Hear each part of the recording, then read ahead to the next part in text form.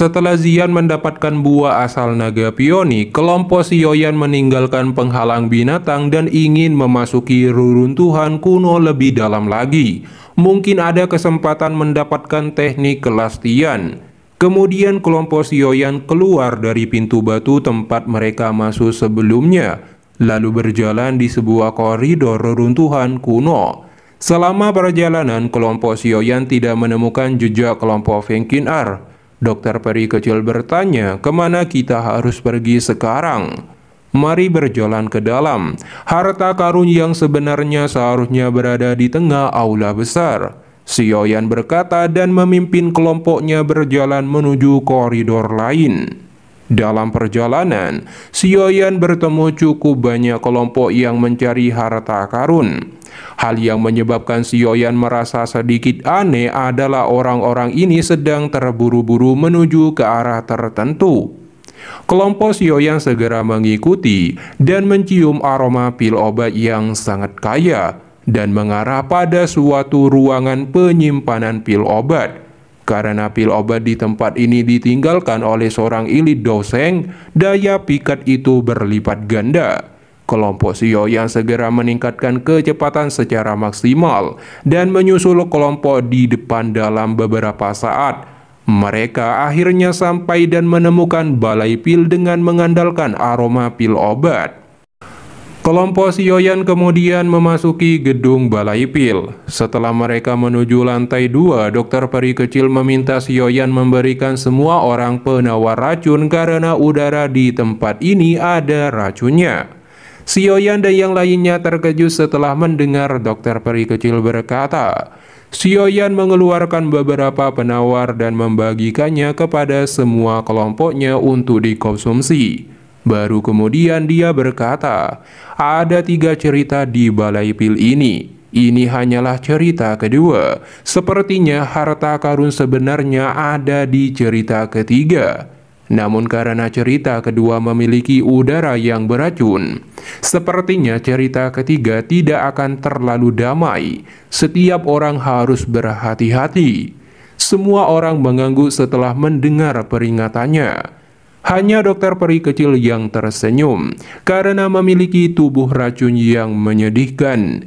Setelah kelompok Sioyan melakukan pencarian singkat di tingkat kedua dan tidak menemukan apapun, mereka naik ke tingkat ketiga balai pil yang lebih luas.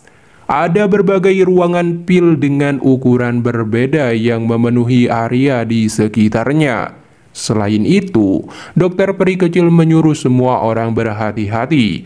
Dia merasakan udara racun di tempat ini sangat padat dan bisa mengikis douqi di dalam tubuh seseorang. Semua orang mengangguk setelah mendengar ini. Mata mereka melihat sekeliling dan melihat beberapa sosok manusia di tempat ini yang terlemah juga ada di kelas dozong. Kelompok Sioyan tidak diragukan lagi juga menarik banyak perhatian. Namun tidak ada yang berinisiatif untuk menyapa mereka. Semua orang di sini berhati-hati satu sama lain. Aku ingin tahu apakah cerita ketiga memiliki pil obat tingkat 9 yang legendaris. Jika ada, itu akan sangat gila. Mata Tianhou menyapu kamar pil di sekitarnya saat dia tertawa. Sepertinya tidak mungkin ada pil obat tingkat 9. Pil obat tingkat itu mungkin juga sangat langka bagi seorang elit dosen. Sioyan tersenyum dan menemukan ruangan pil yang belum pernah dimasuki siapapun dan perlahan masuk. Dia menemukan formula obat kuno dan juga sebotol pil obat yang belum dibuka. Dari aroma pil, sepertinya pil obat tingkat 7. Namun tidak ada catatan tentang pengaruhnya. Setelah menyelesaikan pencarian di ruangan pil ini, kelompok Sioyan memasuki 8 kamar pil satu demi satu. Meskipun mereka tidak mendapatkan banyak kejutan, mereka dapat dianggap telah memperoleh sesuatu. Selain itu, beberapa formula obat kuno juga cocok untuk Sioyan. Bagi seorang alkimis seperti dia, formula obat terkadang jauh lebih berharga daripada pil obat. Kelompok Sioyan sekali lagi membuka ruang pil. Dibandingkan dengan kamar pil lainnya, tempat ini jauh lebih sempit dan berantakan, seperti telah dikunjungi oleh orang lain. Namun saat Sioyan hendak melangkah pergi, sosok putih dengan cepat melewatinya. Kelompok Sioyan juga terkejut dan siap berkelahi. Tapi lebih terkejut lagi saat melihat bahwa itu hanyalah seekor kucing berbulu, lucu dan gemuk, dan tidak memiliki energi. Kelompok Sioyan menghela nafas lega, hati mereka yang tegang juga menjadi rileks. Tetapi saat Sioyan akan membawa kelompoknya pergi, dia segera terkejut dan merasakan ada sesuatu yang salah. Sioyan mengerutkan keningnya dan syok muncul di wajahnya saat dia berteriak, "Kucing ini sebenarnya pil obat." Ekspresi dokter peri kecil dan yang lainnya juga ikut tercengang mendengar ini. Bagaimana bisa ada pil obat sebesar itu? Dokter peri kecil bergumam. Aku pasti tidak salah. Aku mengenali aroma pil obat semacam itu. Sebelumnya, aku pikir itu keluar dari beberapa pil obat yang tersisa. Namun setelah penyelidikan terperinci, aku menemukan bahwa aroma pil sedang dipancarkan dari tubuh binatang kecil ini. Mata Sioyan dipenuhi dengan keinginan. Memang ada beberapa pil obat tingkat tinggi yang bisa berubah wujud dan memiliki kecerdasan. Tempat ini adalah peninggalan kuno seorang elit doseng. Tidaklah aneh jika terjadi sesuatu seperti ini, ucap Tian Hao yang untuk pertama kalinya melihat pil obat berbentuk binatang. Mungkinkah binatang kecil ini menjadi pil obat tingkat 9 yang legendaris? Zian bertanya dengan rasa ingin tahu. Bahkan jika itu bukan pil obat tingkat 9, itu juga hampir sampai. Biasanya selama itu adalah pil obat yang memiliki 7 atau lebih pil obat berwarna, itu akan memiliki kemampuan untuk berubah menjadi bentuk binatang. Selain itu, kecerdasannya juga sangat hebat. Sioyan menatap binatang kucing dan dengan lembut berkata, "Jika aku menebak dengan benar, bentuk asli binatang kecil ini seharusnya menjadi pil obat yang telah mengalami pil petir 8 atau bahkan 9 warna. Itu sangat dekat dengan pil obat tingkat 9. Kelompok Sioyan saling memandang dengan keterkejutan. Jika berita ini menyebar, para ahli dalam reruntuhan kuno ini akan menjadi gila. Dokter peri kecil berbicara dengan serius. Kelompok Sioyan segera pulih dari kegembiraan liar mereka setelah mendengar kata-kata dokter peri kecil. Sioyan merenung sejenak saat Zian berkata, "Haruskah kita menangkap anak kecil ini?" Sioyan berkata sebaiknya jangan gegabah, karena dia tidak memiliki energi. Jika ketakutan akan sulit bagi mereka menemukannya. Kemudian Sioyan mengeluarkan pil obat tingkat 4 untuk memancingnya. Tapi saat dilemparkan, kucing gemuk hanya menggendusnya dan menggelengkan kepalanya. Ekspresi malu muncul di wajah Sioyan saat melihat adegan ini. Dokter peri kecil dan Zian di sampingnya tanpa sadar tertawa. Sepertinya dia dibesarkan oleh pil obat tingkat tinggi. Sioyan mengeluarkan pil obat tingkat 6 dan melemparkannya ke depan kucing itu. Setelah mengendusnya, kegembiraan melintas di mata kucing gemuk itu dan menelannya. Mata kucing gemuk menatap Sioyan dengan ekspresi senang saat dia meminta pil obat tingkat 6 lagi. Sioyan sekali lagi mengeluarkan 20 pil obat tingkat 6 dan 8 pil obat tingkat 7. Kucing gemuk langsung menelannya. Kewaspadaan binatang itu juga berkurang. Sementara Sioyan mulai merasa sedikit mati rasa karena kehilangan banyak pil obat. Tangan kucing gemuk itu menepuk perutnya yang bulat, matanya dipenuhi dengan kepuasan. Sekarang waktunya untuk menangkap kucing gemuk ini. Sioyan mengeluarkan botol yang berisikan pil obat tingkat 8 5 warna yang dimurnikan saat kompetisi pertemuan pil. Melihat pil obat itu, mata kucing melebar dan segera melompat ke arah Sioyan. Senyum brilian muncul di wajah Xiaoyan saat melihat umpan telah diambil. Namun saat hendak berpelukan dengan Xiaoyan, sebuah kekuatan hisap langsung menarik tubuh kucing dan diambil oleh sosok misterius Qingling. Perubahan tak terduga ini menyebabkan kelompok Xiaoyan terkejut dan bersiap bertempur. Kamu mencari kematian. Ekspresi Xiaoyan marah. Dia melesat menyerang. Telapak tangannya diselimuti api surgawi dan dengan keras dihantamkan. Qingling tidak takut, telapak tangannya juga ditembakkan dan bertabrakan. Akibatnya Xiaoyan terpukul mundur, begitu pula dengan Qingling. Qingling berkata, "Aku telah mengejar binatang pil ini untuk waktu yang lama. Apakah kalian semua berniat untuk merebutnya dariku?" Melihat kemunculan Qingling mencari masalah lagi, kelompok Xiaoyan marah dan melangkah maju untuk mengeroyoknya. Tapi Xiaoyan menahan amarahnya dan berkata selama Qingling menyerahkan binatang pil, kelompoknya akan menyudahi masalah sebelumnya. Jika tidak, jangan salahkan kami karena kejam. Di bawah ancaman ini, Qingling tetap tidak mau menyerahkannya, dan jika ingin bertarung maka majulah. Xiaoyan marah mendengar jawabannya. Lonjakan api surgawi menutupi tubuhnya saat dia melesat dan muncul di depan Qingling. Telapak tangannya dengan keras dilayangkan ke kepala Qingling. Kaki Qingling melangkah mundur dengan gesit saat menghindari serangan ini. Lalu keduanya memulai beberapa pertarungan sengit dengan taijutsu. Xiaoyan kemudian mengeluarkan penguasa suannya dan melesat menyerang Qingling. Qingling mengeluarkan pedangnya bertabrakan dengan penguasa suan.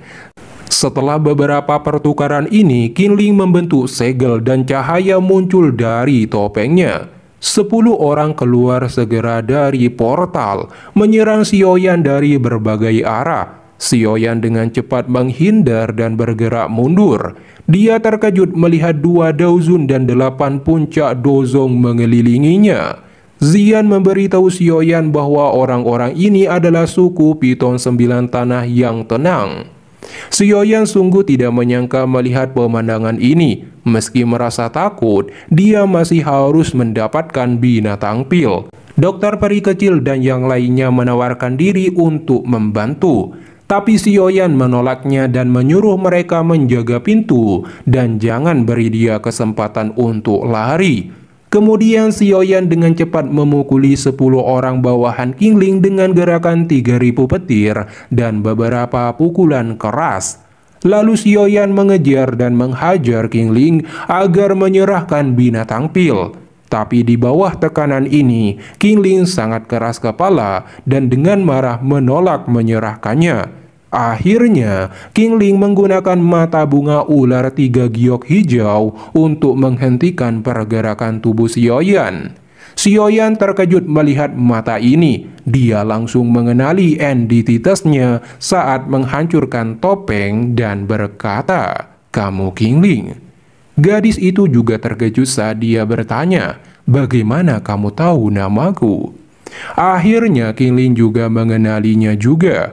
Xiaoyan senang dan mengusap kepala Qingling yang segera malu. Xian, dokter peri kecil dan yang lainnya terkejut melihat adegan dramatis ini.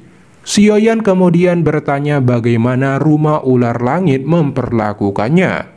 Qingling berkata sangat baik dan bahkan bermaksud untuk menjadikannya pemimpin. Namun sesepuh rumah ular langit menjodohkannya dengan putra tetua sebelumnya. Qingling tidak mau dan berakhir melarikan diri ke Kekaisaran Jiamao untuk menemui Xiaoyan. Tapi Qingling segera mendapatkan berita Xiaoyan telah pergi ke dataran tengah. Jadi dia melakukan petualangan untuk pengalaman dan menyusul Xiaoyan. Qingling mengeluarkan kucing yang segera bergegas ke pelukan Xiaoyan dengan ketakutan melihat Qingling. Xiaoyan mengelus kucing itu dan bertanya, "Apakah kamu membutuhkan binatang pil?" Qingling menggelengkan kepalanya, namun di bawah tatapan Xiaoyan, dia berkata ingin menggunakan darah binatang pil untuk menghilangkan racun di dalam tubuhnya. Xiaoyan terkejut dan memeriksa kondisi Qingling dan menemukan darahnya bercampur dengan ki racun yang gelap dan dingin. Ini adalah racun pengikisan jantung Kaisar Piton, salah satu racun misterius teratas di dunia, dikabarkan tanpa obat penawar. Sioyan berkata, jika ada racun pasti ada penawarnya. Obat yang dikatakan tanpa penawar adalah obat penawar yang belum ditemukan. Kingling berkata bahwa pil obat yang berubah menjadi binatang bisa menyembuhkan kebanyakan racun. Dokter peri kecil berkata binatang pil ini mampu menahan cukup banyak racun, tapi tidak cukup untuk sepenuhnya menghilangkan penyumbatan di dalam tubuhnya. Lalu Sioyan bertanya kenapa Kingling menyinggung suku Piton 9 tanah dalam yang tenang. Kingling berkata sebaliknya, dia yang disinggung. Karena ketika dia datang ke wilayah binatang untuk mencari binatang ular kuat, dia kebetulan bertemu tetua dari suku mereka. Tetua itu mengenali matanya dan berniat untuk menangkap Kingling, lalu berakhir dengan pertarungan dan Kingling berhasil mengendalikannya. Namun sebelum itu, tetua suku Piton mengirim berita ke seluruh sukunya dan memburu Kingling. Kemudian, Sioyan mengajak Kingling ke dalam kelompoknya. Lalu mereka menuju aula utama reruntuhan kuno dengan Kingling sebagai pemandu karena mempunyai petanya. Akhirnya, kelompok Sioyan memasuki aula utama dan melihat kerangka elit Dozeng yang tersegel dengan dikelilingi oleh 12 boneka setan langit di tingkat Dozun. Selain itu, sudah banyak orang di dalam aula utama menunggu segel terbuka, seperti suku Pionik Iblis Surgawi, Lembah Sungai Es, Lembah Api yang Terbakar, dan faksi lainnya. Kelompok Sioyan secara alami segera menarik perhatian cukup banyak orang ketika mereka memasuki aula besar. Sioyan tersenyum menghadapi tatapan ini, terutama saat dia melihat ke tempat Feng Qin-er yang menatapnya dengan cara yang gelap dan dingin. Sioyan memimpin kelompoknya berjalan ke aula besar di depan banyak tatapan. Sioyan juga memperingatkan mereka agar berhati-hati dan jangan sampai terpisah. Tang Zhen kemudian menyapa Sioyan dan menjelaskan segel telah melemah dan akan segera menghilang sepenuhnya. Di antara 10 gulungan di dalam gugusan cahaya di tengah aula, hanya ada satu teknik kelas Tian yang asli. Sioyan terkejut mendengar ada tipuan di baliknya. Tang Zhen melirik Lembah Sungai Es dan mengajak Sioyan bekerja sama jika situasi tak terduga terjadi. Saat segelnya hilang, pertarungan berdarah yang kacau tidak bisa dihindari. Beberapa saat kemudian, hantu tua Zaying bersama bawahannya muncul secara dominasi melalui retakan ruang. Niat membunuh langsung melonjak di mata Sioyan saat melihat musuhnya. Kemunculan anggota aula jiwa juga mengejutkan semua kubu. Hantu tua Zaying berkata sembari tertawa, "Hidup sekali, tidak disangka peninggalan ini menarik banyak orang. Jika kita menunggu di sini dan menangkap jiwa, kemungkinan besar kita akan panen banyak." Cukup banyak orang yang mengungkapkan ketidaksukaan di mata mereka karena kalimat dan mengejek tangannya. Ekspresi Zaying langsung berubah menjadi gelap dan segera meraung dipenuhi dengan niat membunuh bergema di seluruh aula. "Sioyan, kamu sebenarnya masih hidup." Semua tatapan segera tertuju pada Sioyan. "Hantu tua, bahkan kamu masih hidup. Bagaimana aku bisa mati sebelum kamu?" Sioyan hanya tersenyum di hadapan niat membunuh Zaying. "Hari ini, aku pasti akan membalas dendam atas penghinaan kehilangan lenganku." Mata tua Zaying langsung berubah menjadi merah darah. Mendengar ucapan ini, kelompok Feng Qin-er, Tang Zhen, dan yang lainnya tercengang.